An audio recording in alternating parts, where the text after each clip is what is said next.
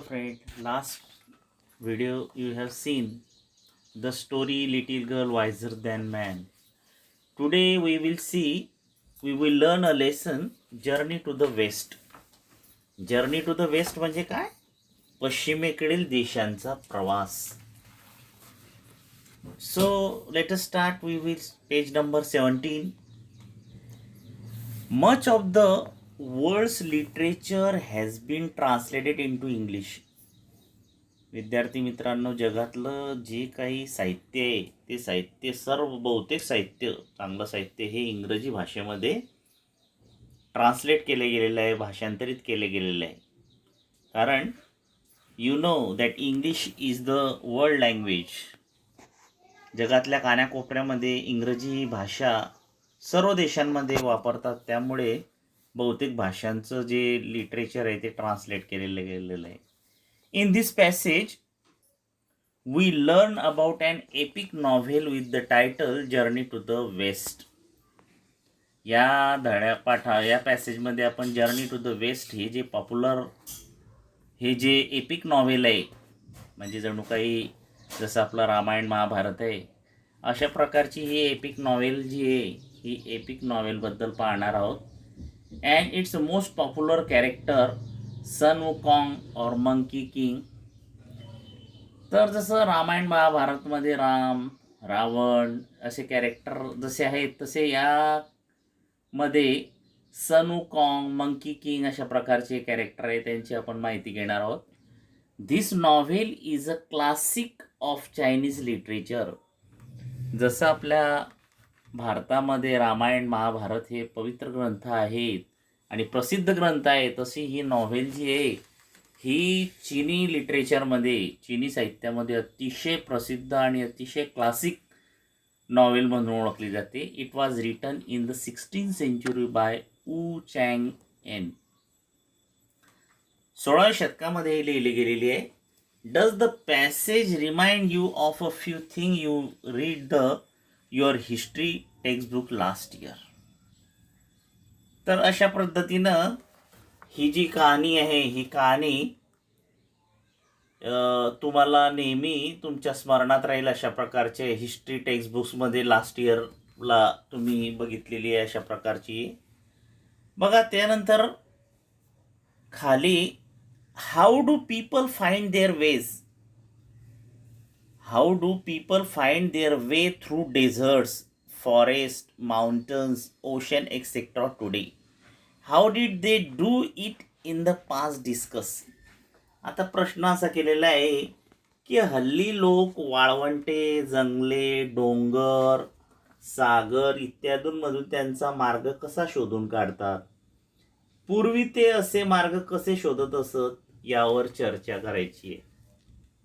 आता आज तुम्हाला चांगल्या प्रकारे माहिती आहे, with the help of maps, journey in cars, helicopters, aeroplanes, information in geography books, travelers travels by sea using powerful compass on the water with the help of modern equipment like computer, internet, etc. तर हा आजचा मार्ग आहे. तर पूर्वीच्या काळी हे मार्ग उपलब्ध नव्हते. मग पूर्वीच्या काळी in the past people use mainly by traveling to the place on foot or horseback, boats or ship, voyages, magnetic compass, looking at the sky and stars. Finding way was very difficult and nerve-wracking task. तर पूर्वीच्या काळात फार कठीण होतं प्रवास करणं. बहुतेक लोक हे पायी प्रवास करत असत, काही घोड्यावर बसून, काही जे आहे ते जलमार्गाने प्रवास करत, जे आकाशातील चांदणे वगैरे हे पाहून प्रवास करत. तर पूर्वीचा काळ फार कठीण होता प्रवासासाठी, त्या मानाने आजचा काळ फार सुकर आहे.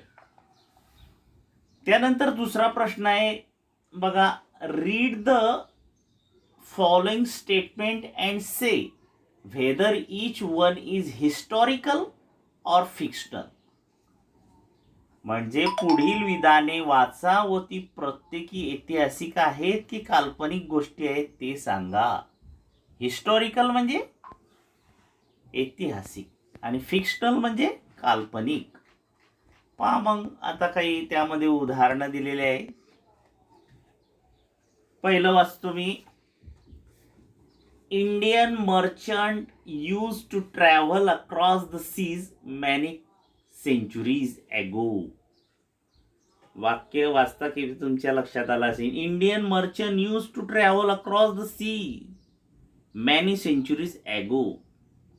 हिस्टॉरिकल आहे, कारण भारतीय व्यापारी जे आहे हे आज प्रवास करत नाही, तर फार पूर्वीपासून समुद्रमार्गे प्रवास करत. तर हिस्टॉरिकल आहे, काल्पनिक नाही. पहा दुसरं उदाहरण. Sindbad the sailor completed 7 voyages. Sindbad जहाजीने 7 हिजाला प्रवास केलेले होते. याचे काही पुरावे वगैरे काही नाही. त्यामुळे हे जे फिक्शनल आहे, काल्पनिक आहे.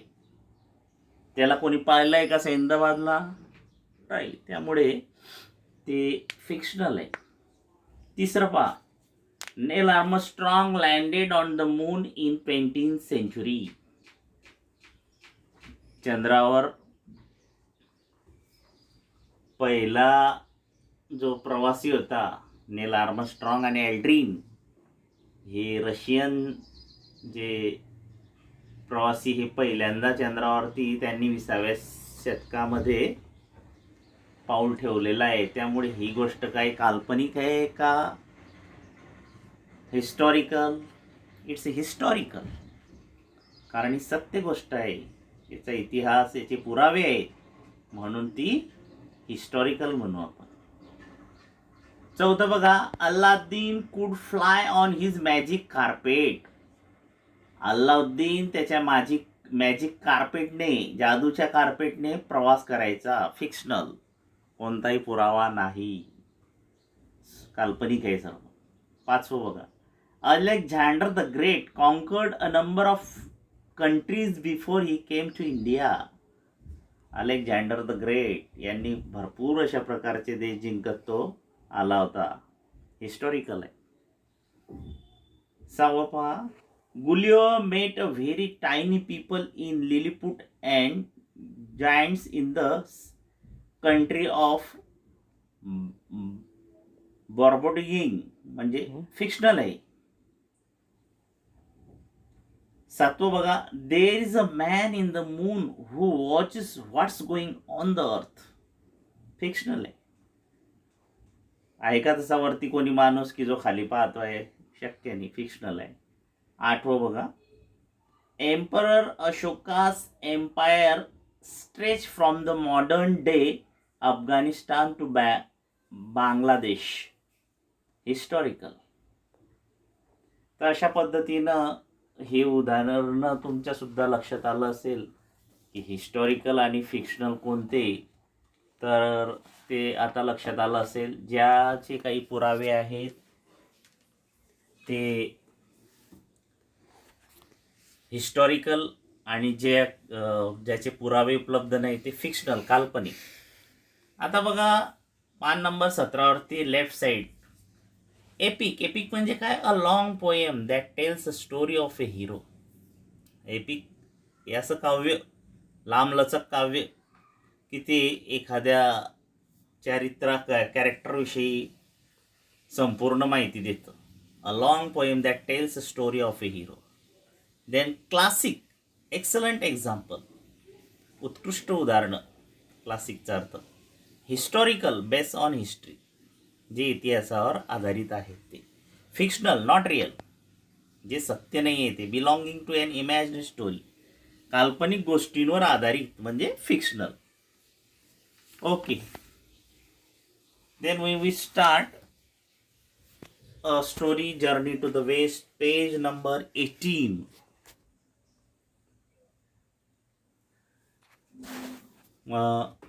पहिला पॅरेग्राफ पहा. Paragraph number 1.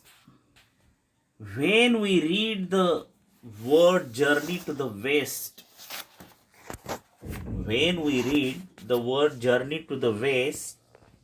we naturally start thinking about a journey to western countries like England and America. आपण जेव्हा हा शब्द वाचतो जर्नी टू द वेस्ट, साहजिक आपल्या डोक्यात एक कल्पना येते की आपला प्रवास जो आहे हा इंग्लंड अमेरिकेला करायचा आहे असा एक डोक्यामध्ये आपल्या येतं. But west is a relative term. पण इथं आता वेस्ट जी आहे एक रिलेटिव्ह संबंधित टर्म आहे. For countries to or east. आपल्याकडील पूर्वेच्या लोकांनी आपल्याला पाश्चिमात्य ठरवलेलं आहे, म्हणून ते इथं जर्नी टू द वेस्ट असं म्हटलेलं आहे. वी आर द वेस्ट, म्हणजे चीनी लोकांच्या दृष्टिकोनातून वी आर द वेस्ट, आपण जे आहे आपण पाश्चिमात्य. This particular journey that we are going to read about was actually a journey from China to our own country. It was made by the famous 17th century traveler Yong Chong. तर मित्रांनो, ही अद्भुत अशा प्रकारची यात्रा जी आहे चीनपासून आपल्या देशापर्यंत एका व्यक्तीने केलेली आहे. आणि अशा अद्भुत अशा प्रवासाचं वर्णन यॉंग शॉंग जो चीनी प्रवासी आहे त्याने लिहिलेलं आहे. आणि या कहाणीमध्ये या प्रवासाचं वर्णन ते थोडक्यात आपल्याला इथं सांगणार आहे. Paragraph number 2. In those days, traveling from China to India was not an easy task. बघा, चायना टू इंडिया प्रवास करणं त्यावेळेस काही साधं काम नव्हतं. Means in those days there was not like aeroplane, कोणत्या प्रकारचे विमानं वगैरे काहीही नव्हतं. त्यामुळे this travelling is not a joke. त्यामुळे हा जो प्रवास होता अतिशय खडतर प्रवास होता. One had to travel thousands of miles on foot or horseback, crossing desert, crossing snow-clad mountain, crossing strange unfamiliar region, using roads where bandits and robbers roam. Who would do it? But Yong Chong had a dream. He wanted to take Buddhist scripture from India to his homeland in China. It was like a pilgrimage to him. बघा मित्रांनो, त्या दिवसात म्हणजे त्या काळामध्ये चीनमधून भारतापर्यंत प्रवास करणे हे साधं काम नव्हतं.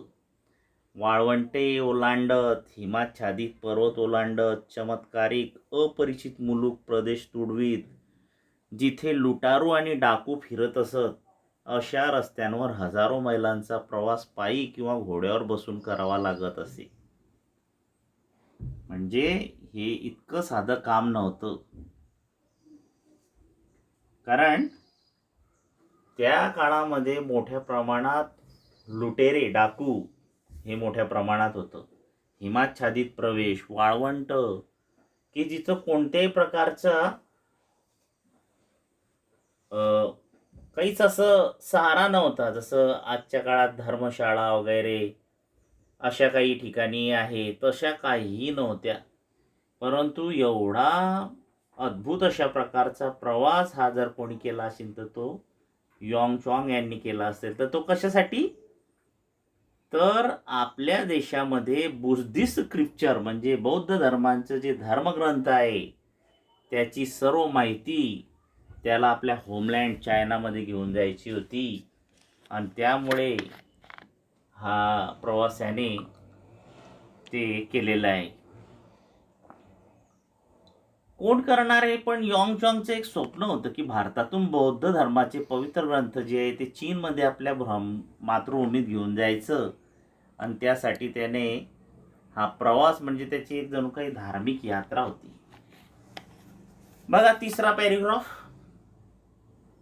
Yong Chong undertook the long and difficult journey to follow his dream. Yong Chong undertook the long and difficult journey to follow his dream. पहा मग त्याचं हे जे स्वप्न होतं हे सत्यात उतरवण्यासाठी त्याने ही लांब आणि अतिशय कठीण अशा प्रकारची यात्रा सुरू केलेली होती. For 17 long year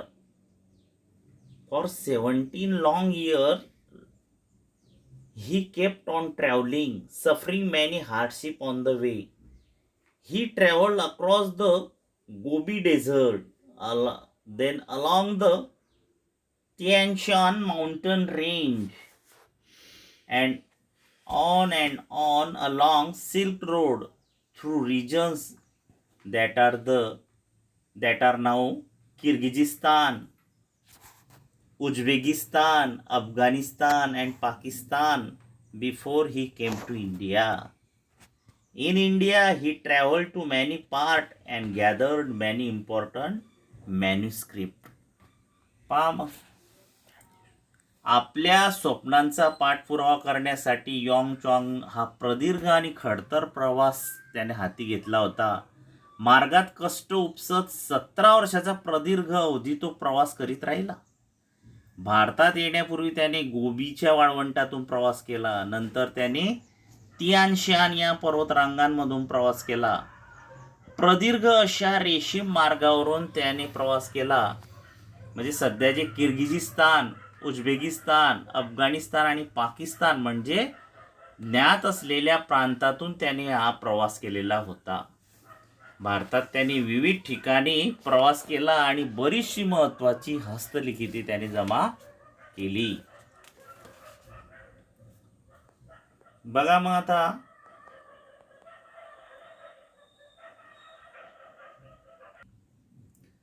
the way back home was also equally difficult. आता फक्त जाणं कठीण आहे आणि येणं सोपं आहे असं नाही. त्या काळात सारखीच परिस्थिती होती. जाणं बी कठीण होतं आणि येणं सुद्धा अतिशय कठीणच होतं. The way back home was also equally difficult, but Yong Chong managed to reach China safely along with scriptures. This was a great achievement. पण यॉंग चॉंग हा जसा भारतामध्ये आला होता तसा सुखरूप मायदेशी ते सर्व साहित्य घेऊन पोचला. म्हणजे साहित्य म्हणजे धर्मग्रंथ. This was a great achievement. It was almost unbelievable. अविश्वसनीय होतं सर्व, की एवढा लांब प्रवास केलेला माणूस जिवंत येतो आणि जिवंत जातोय. अनबिलिव्हेबल, कोणाचाही विश्वास बसणार नव्हता. So much so that people thought that the god and supernatural power had help Yong Chong in his quest. This gave rise to many interesting folktales. Centuries later, an epic novel called Journey to the West was written about this famous pilgrimage. The novel made use of many of the folktales. The novel and the stories in it are still very popular. बघा, परतीचा प्रवासही तितकाच खडतर होता, पण हस्तलिखितांसमेत म्हणजे जे बौद्ध धर्माचे पवित्र ग्रंथासह चीनला सुरक्षितपणे पोचणे त्याला साधले. हे खरोखर महान अशा प्रकारचं यश होतं. म्हणजे ते जवळजवळ अविश्वसनीय होतं. कोणालाच या गोष्टीवर विश्वास बसत नव्हता. म्हणून एवढं अविश्वसनीय काम देवांनी आणि अतिद्रीव शक्तींनी यॉंग चॉंगच्या सहाय्य केले असे लोकांना वाटते. या विश्वासातूनच बऱ्याच गमतीदार लोककथा जन्माला आल्या. काही शतकानंतर या प्रसिद्ध यात्रेबद्दल पश्चिमेकडील प्रवास या नावाची महाकादंबरी लिहिली गेली. या लोककथांमधील बऱ्याच कथांचा या कादंबरीत उपयोग करण्यात आला. ही कादंबरी आणि तिच्यातील कथा अजूनही फार लोकप्रिय आहे. कारण लोकांना असं वाटतं की यॉंग चॉंग हा शक्यच नाही. भारतामध्ये पायदल जाऊ शकणं आणि पायी धर्मग्रंथ घेऊन येणं, तर जणू काही त्याला मदत केली होती देवांनी. सुपरनॅचरल ज्या काही सुपरनॅचरल पॉवर्स आहे, दैवी शक्ती, त्या सर्वांनी त्याला मदत केली होती. म्हणूनच तो ही तीर्थयात्रा करू शकला असं. आणि त्यानंतर बऱ्याचशा लेखकांनी अशा प्रकारच्या कथा वगैरे लिहिल्या. लोककथा, फॉकटेल्स जे आहे ना, ह्या फार मोठ्या प्रमाणात लिहिल्या गेल्या. तर यातूनच जर्नी टू द वेस्ट ही लेखकाने लिहिलेली एक नॉव्हेल आहे जी चीनमध्ये अतिशय प्रसिद्ध आहे. बघा आता